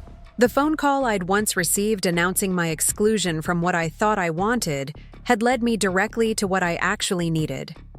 Sometimes the person who rejects you is actually doing you the greatest favor possible, clearing the path for you to build something better than you ever imagined was within your reach. Up next, you've got 2 more standout stories right on your screen. If this one hit the mark, you won't want to pass these up. Just click and check them out. How do you know I'm the right person for this kind of work? Rachel leaned forward, her expression becoming more serious. During our arts festival collaboration, you were the only marketing professional I worked with who seemed genuinely interested in the festival's impact on local artists and community members rather than just the promotional outcomes. You asked questions about long-term sustainability, about how to ensure the marketing served the artists as much as the audience, about building authentic relationships rather than just generating attendance. I remembered those conversations. How energized I'd felt discussing creative approaches that went beyond traditional promotional strategies. At the time, I'd assumed those ideas were too idealistic to be practically applicable, but Rachel had apparently seen them as evidence of a different way of thinking about marketing entirely. Most people in our field see community engagement as a stepping stone to corporate clients or a way to demonstrate social responsibility credentials, Rachel continued. You seem to see it as inherently valuable work worth doing well for its own sake. That perspective is rare and essential for the position I'm trying to fill. Her words triggered a memory I'd forgotten until that moment. During the Arts Festival project, I'd stayed late one evening to help with setup, not because it was required, but because I was genuinely excited about the event and wanted to see how our marketing efforts translated into real-world community participation. I'd talked with artists about their experiences, helped families navigate the activities, observed how different promotional strategies were working in practice. The feedback I'd gathered had improved our approach for the festival's second day, but more importantly, I'd felt more professionally fulfilled in those few hours than I had in months of regular office work. I remember that evening, I said, quietly. It was the most engaged I'd felt with work in a long time. I kept thinking about how marketing could be a tool for building community rather than just selling products or generating leads. Exactly, Rachel said. That's the foundation of everything we do at Creative Collective. Marketing as community building, strategy as relationship development, success as mutual benefit rather than extraction. We spent the next hour discussing the specifics of the position. The salary was indeed comparable to my current income, with potential for growth as I developed the program and brought in new clients. The benefits were good, though not as comprehensive as my current corporate package. The work schedule would be flexible but demanding, with some evening and weekend events as part of building authentic community relationships. The position would be challenging in ways I'd never experienced professionally. I'd be responsible for developing entirely new approaches to community engagement, building systems and processes from scratch, establishing relationships with organizations I'd never worked with before. There would be no established playbook to follow, no corporate structure to provide guidance and support. I won't lie to you, Rachel said as our conversation wound down. This isn't a safe, comfortable position. You'd be pioneering approaches that don't exist yet, working with limited resources, dealing with the uncertainty that comes with any startup-like environment. If you're looking for stability and predictability, this probably isn't the right fit. Her honesty was refreshing after years of corporate environments where challenges were minimized and risks were downplayed until they became problems.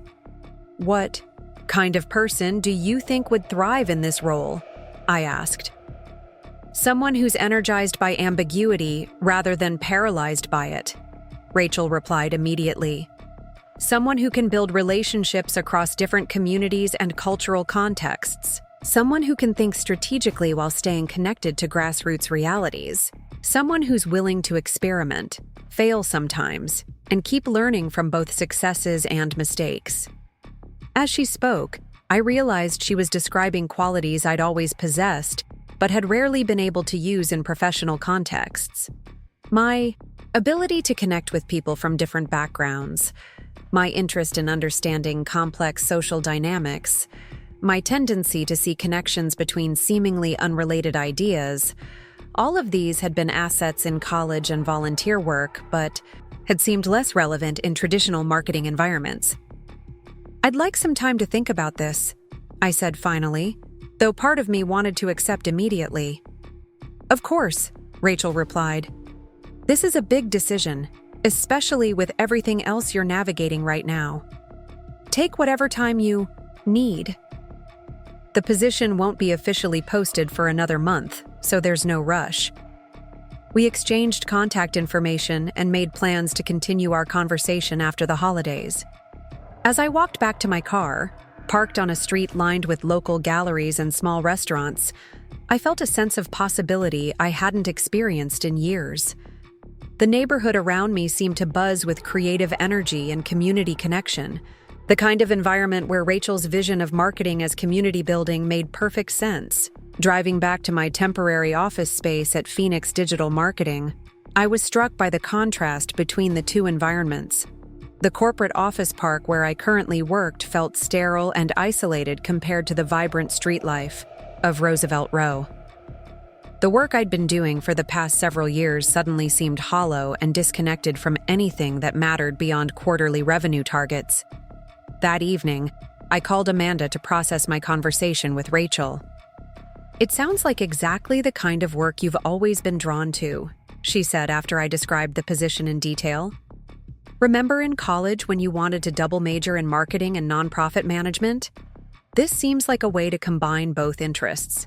I had forgotten about that briefly considered double major, abandoned because it seemed impractical, and because Mike had encouraged me to focus on more traditional business applications. "Do you think I'm crazy to consider taking such a big risk right now?" I asked.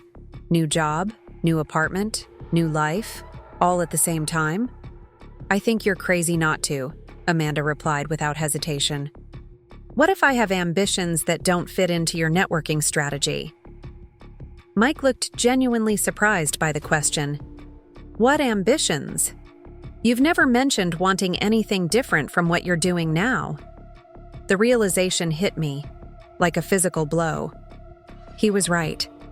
In the 5 years we'd been married, I'd never talked about my own professional dreams because I'd been so focused on supporting his. I'd never mentioned that I sometimes fantasized about starting my own marketing consultancy, or that I'd been quietly building skills in graphic design and digital strategy, or that I'd been considering whether I wanted to pursue an MBA. I'd kept those thoughts to myself because Mike's career goals seemed so much more urgent and defined than my own vague aspirations. "Maybe I haven't felt like there was space for my ambitions in our relationship," I said, surprising myself with the honesty of the statement. Mike frowned. "That's not fair. I've always supported your work." "Supporting my work isn't the same as supporting my growth," I replied, finally finding words for something I'd felt but hadn't been able to articulate. "You support me doing my current job well. You've never asked what I might want to do beyond it." We stared at each other across our beautiful kitchen, and I realized we were having a conversation that was 5 years overdue. Two people who had somehow stopped seeing each other as individual humans with separate dreams and started viewing each other only in terms of how well we supported a shared image of success. "I think," Mike said slowly, "we need to figure out whether we can find a way to want the same things, or whether we're just going to keep disappointing each other." The word disappointing hung in the air between us, and I understood that this conversation wasn't really about a farmer's market or a networking breakfast. It was about two people who had gradually discovered they'd been building toward completely different visions of what their life together should look like. Over the following weeks, Mike and I attempted several more conversations, each one revealing deeper layers of incompatibility that we'd somehow managed to avoid confronting for years. He wanted a wife who would quit her job to focus on supporting his career advancement through social connections and entertaining. I wanted a partner who would encourage my own professional development instead of viewing it as competition for attention and resources. The worst part wasn't the arguing. It was the slow realization that Mike genuinely believed his career was more important than mine, not because he was deliberately trying to diminish me, but because he'd never seriously considered that my professional life might be as meaningful to me as his was to him. In his mind, my job was something I did until we started a family, at which point I would naturally transition to supporting his increasingly demanding career. I had never agreed to that plan, but somehow it had become the assumed trajectory of our marriage without my conscious participation. And now that the assumption was explicit, I realized I couldn't live with it. The divorce papers arrived on a Thursday afternoon in November, delivered by certified mail while I was working from home.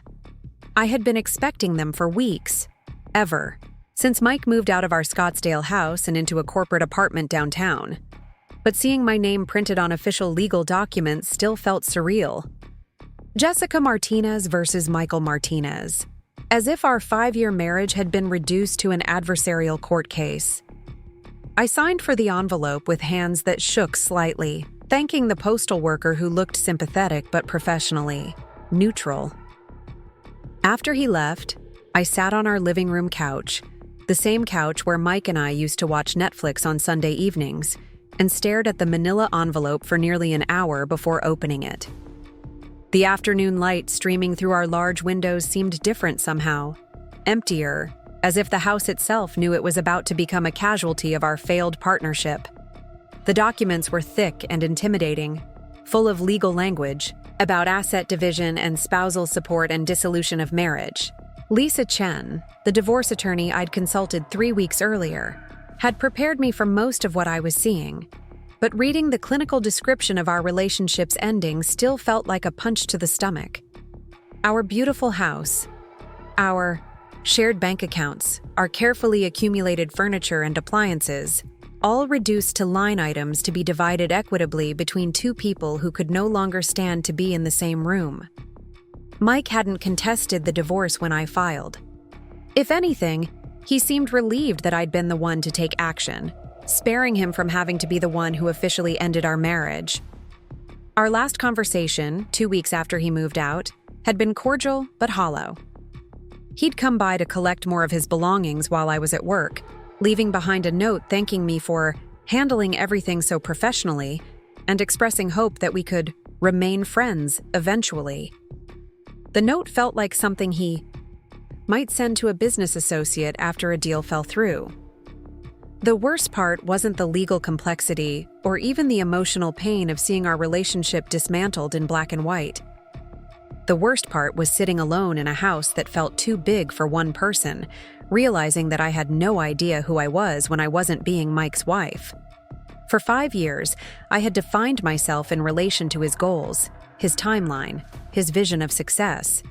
I'd made career decisions based on what would support his advancement, chosen social activities that wouldn't interfere with his networking schedule, even decorated our home according to his preferences because he cared more strongly about those details than I did. Now, surrounded by furniture I'd agreed to but never loved, in a neighborhood I'd moved to for his professional image rather than my own comfort, I felt like a stranger in my own life. The marketing coordinator job that Mike had dismissed as mediocre suddenly seemed like the only authentic thing I had left, the one area where I'd maintained some sense of my own identity and competence. But even that felt precarious now, colored by years of Mike's subtle suggestions that I should be aiming higher, pushing harder, using my position as a stepping stone rather than a destination. I called my sister Amanda that evening while sitting in my too quiet kitchen, needing to hear a familiar voice that wasn't connected to the professional world where everyone knew me as half of Mike and Jess. Amanda lived in Tucson with her husband Carlos and their 2 young kids, leading a busy, chaotic life that seemed wonderfully normal compared to the wreckage of my own. "How are you holding up?" Amanda asked after I explained about receiving the divorce papers. Her voice was warm with concern, but I could hear her daughter Maya chattering in the background, a reminder that Amanda's world was full of immediate responsibilities that didn't leave much space for extended emotional support. "I'm okay," I said automatically, then caught myself. "Actually, I don't know how I am. I keep thinking I should feel sadder about the marriage ending, but mostly I just feel confused about what comes next." "That makes sense," Amanda replied, and I heard the sound of dishes being loaded into a dishwasher. "I need a partner who understands success, who shares my drive, who can network with the wives of executives and fit into the professional social scene. Instead, I have a wife who thinks farmers markets are more important than career advancement." The silence that followed felt charged with electricity. I could hear the air conditioning cycling on, could hear neighborhood kids playing outside, could hear the normal sounds of a Saturday morning continuing around us while my world tilted off its axis. "Are you saying I'm holding you back professionally?" I asked, my voice barely above a whisper. Mike stopped pacing and looked directly at me, and what I saw in his expression made my heart sink. "Yes," he said simply. "Yes, I think you are. I think your lack of ambition, your satisfaction with the status quo, your inability to understand what it takes to succeed at the highest levels, it's all holding me back. When I talk to other guys at my level, their wives are involved in charity, boards, they're connected to influential families. They understand the importance of professional networking and social positioning. You want to spend Saturday mornings buying vegetables from local farmers." I gripped the edge of the counter, needing something solid to hold on to. "I never realized you felt this way," I managed to say. "How could you not realize it?" Mike demanded. "Do you think it's a coincidence that I'm the only senior director who hasn't been promoted yet? Do you think it's because I'm not qualified or not working hard enough? I'm more qualified than half the guys who've moved up ahead of me, but they have the right social connections. They have wives who contribute to their professional advancement instead of being content with small-town thinking in a big city." His words were coming faster now, like he'd been storing up these complaints for months and was finally releasing them. "When we go to company events, you barely talk to anyone important. You spend the whole time chatting with other people's assistants or hiding in the corner. When Harrison's wife tried to include you in the Executive Wives Book Club, you said you were too busy with work. Do you have any idea how that made me look?" I remembered that conversation with Patricia, Harrison, Mike's boss's wife, at the company holiday party last December. She'd mentioned a monthly book club that met for lunch at expensive restaurants, discussing business biographies and networking with wives of other Phoenix executives. I'd politely declined because the membership fee was $300, and the time commitment was substantial. I'd thought Mike understood my reasoning, but apparently he'd seen it as a professional betrayal. "I didn't know that book club was so important to you," I said weakly. "Everything is important when you're trying to move up," Mike replied, his tone shifting from angry to what sounded almost like resignation. "Every social interaction, every appearance, every connection matters. And I need a partner who gets that, who's willing to invest in our future success instead of settling for comfortable mediocrity." There was that word again, mediocrity. As if my contentment with our current life, my satisfaction with meaningful work that paid our bills and allowed us to live comfortably, somehow made me a failure as a wife and a person.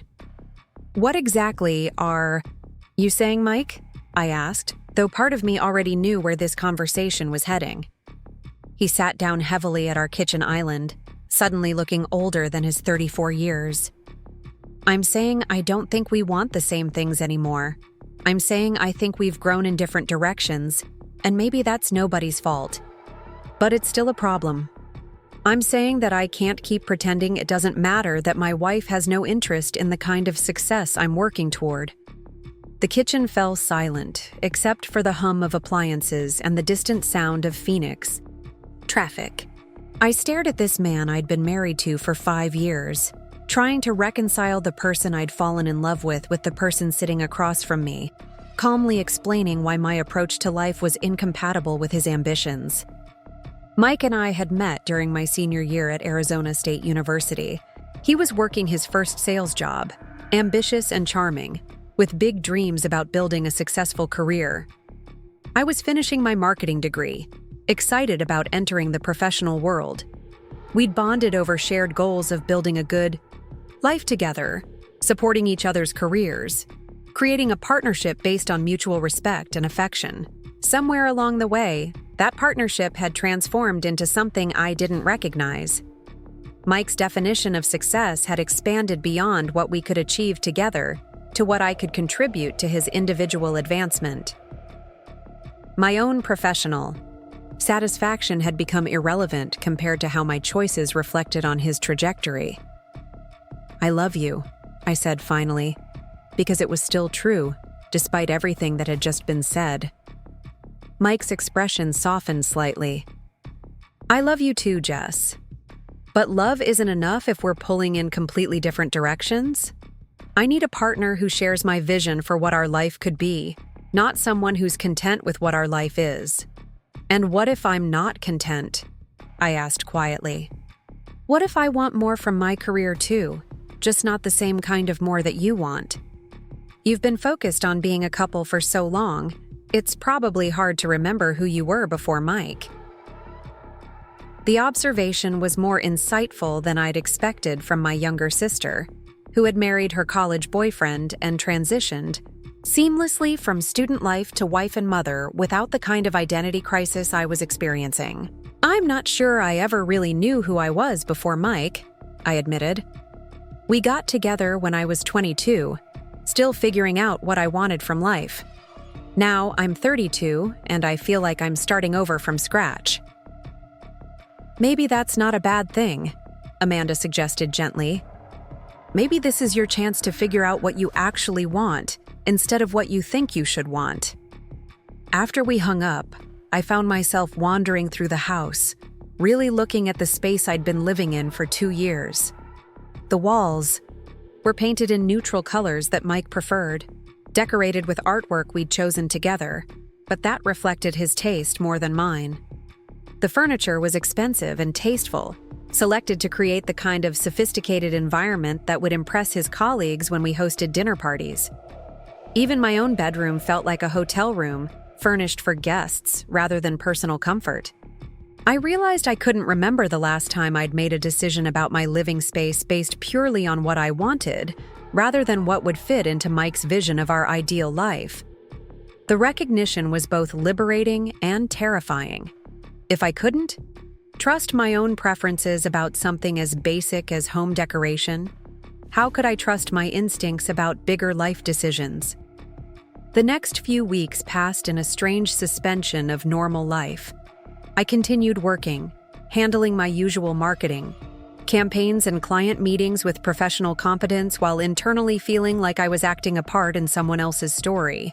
My colleagues at Phoenix Digital Marketing were supportive but respectfully distant, clearly uncomfortable with the awkwardness of my personal situation intruding into our professional environment.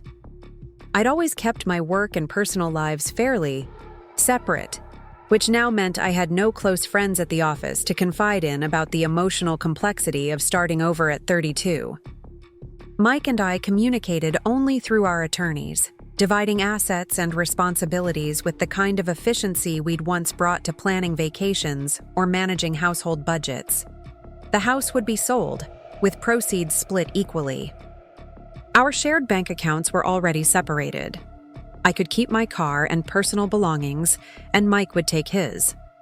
It was all very civilized and bloodless, which somehow made it worse than if we'd fought dramatically over every detail. The most painful part was realizing how little we'd actually built together despite 5 years of marriage. Most of our possessions could be easily divided because they'd never really belonged to both of us in any meaningful sense. The beautiful house had been Mike's choice, the furniture his preferences, the social connections, primarily his professional network. I was left with clothes, books, some kitchen items I'd brought from my apartment before we married, and a growing awareness that I'd somehow spent half a decade living someone else's life. My mother called regularly during this period, offering support that somehow managed to feel more judgmental than comforting. "I never thought Mike was right for you," she would say, as if this observation was helpful rather than painful. "You always seemed to be trying too hard to keep up with his ambitions." The implicit suggestion that I should have seen this coming, should have somehow prevented the divorce through better choices or different behavior, added another layer of self-doubt to an already overwhelming situation. Friends from college reached out sporadically, offering coffee dates and wine nights that I appreciated but found exhausting. Explaining the divorce required revisiting all the ways I'd failed to maintain my own identity within my marriage, acknowledging choices I'd made that seemed foolish in retrospect. Everyone was kind and supportive, but their sympathy felt like a spotlight on my poor judgment rather than comfort for my current pain. The worst moments came late at night, when the house was completely quiet, and I was forced to confront the reality of my situation without distractions. I would lie in bed, staring at the ceiling, trying to remember what I'd wanted from life before I met Mike, what dreams I'd had that weren't tied to supporting someone else's vision of success. The exercise was surprisingly difficult. I could remember wanting to be good at my job, wanting financial stability, wanting a loving relationship, but those felt like generic goals rather than specific passions. I started keeping a journal during those sleepless nights, writing down memories of activities or interests that had once excited me but had gradually disappeared from my life during my marriage. I'd loved photography in college, had even considered pursuing it professionally before deciding it was too impractical. I'd enjoyed volunteering at animal shelters and community events, activities that had seemed less important than supporting Mike's networking schedule. I'd once talked about traveling to places like Morocco and Vietnam, trips that had been postponed indefinitely because they didn't fit into Mike's career timeline. Reading over these journal entries, I began to see a pattern of deferred dreams and abandoned interests, all sacrificed for the greater good of building a successful marriage and supporting my husband's professional advancement. The woman who had once stayed up late editing photos and planning volunteer projects had been replaced by someone who scheduled her life around dinner parties with pharmaceutical executives and worried about whether her conversation skills were sophisticated enough for corporate social events. The recognition was both devastating and oddly hopeful. If I'd lost myself gradually over 5 years, maybe I could find myself again just as gradually, making different choices and prioritizing different values. The question was whether I had the courage to start that process and whether I could trust myself to make better decisions the second time around. December arrived with unseasonably cool weather for Phoenix, providing a welcome change from the relentless heat that had characterized most of my divorce proceedings. The house sale was proceeding smoothly, with a closing date scheduled for early January. I'd been looking at apartments in central Phoenix, smaller spaces that I could afford on my single income, and that felt more suited to one person starting over than trying to maintain a lifestyle designed for two successful professionals. The apartment search was simultaneously depressing and liberating. Depressing because it meant acknowledging that my standard of living was about to decrease significantly, that I'd be moving from a spacious house with a 2-car garage to a 1-bedroom apartment with assigned parking. Liberating because I could choose a place based entirely on my own preferences, without considering someone else's commute or professional image requirements. I found myself drawn to apartments in the Roosevelt Row area, downtown Phoenix's arts district, despite the fact that it was grittier and less prestigious than Scottsdale. The neighborhood had character, with converted warehouses, local galleries, and restaurants that prioritized interesting food over corporate networking potential. Walking through the area during apartment visits, I felt something I hadn't experienced in years: genuine excitement about a space that reflected my own taste, rather than a compromise between my preferences and someone else's requirements. The apartment I eventually chose was on the second floor of a converted 1920s building, with large windows, exposed brick walls, and enough space for a home office where I could potentially develop some of the side projects I'd been considering. The rent was reasonable, the location was convenient to downtown Phoenix where I worked, and the whole space felt like a fresh start rather than a consolation prize. Standing in the empty apartment on the day I signed the lease, I experienced a moment of pure possibility that I hadn't felt since college.